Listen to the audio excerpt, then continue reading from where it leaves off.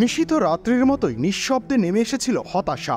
আর সেই হতাশা যদি কোহলিকে ঘিরে ধরে তাহলে তিনি কি আর চুপ থাকবেন? রজত পাতিদারের অধিনায়কত্ব নিয়ে মাঠেই ক্ষোভ প্রকাশ করেছেন কোহলি, আর সেটা ধরা পড়েছে টেলিভিশন ক্যামেরায়। 15তম ওভারে জশ হ্যাজেলউড বোলিং এসে 22 রান দিলেন লোকেশ রাহুল তখন 22 গজের তুফান। কোহলি হতাশায় মুষড়ে যাচ্ছেন, তখনই বাউন্ডারির ধারে ব্যাটিং কোচ দীনেশ কার্তিকের সঙ্গে উত্তপ্ত আলাপচারিতা।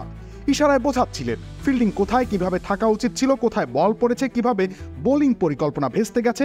কাঠগড়ায় তখন পাতিদার।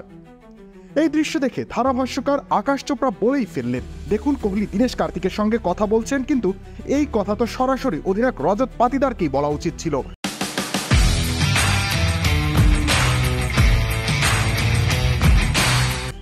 তিনি এখন দলের নেতা। বীরেন্দ্র সেবাগও চুপ থাকেননি। যেই ওভারটিতে 22 রান উঠল, কোহলি সম্ভবত সেটা নিয়ে কথা বলছেন। 58 রানে 4 উইকেট হারায় দিল্লি ক্যাপিটালস। এরপরেই নায়ক বনে যান লোকেশ রাহুল।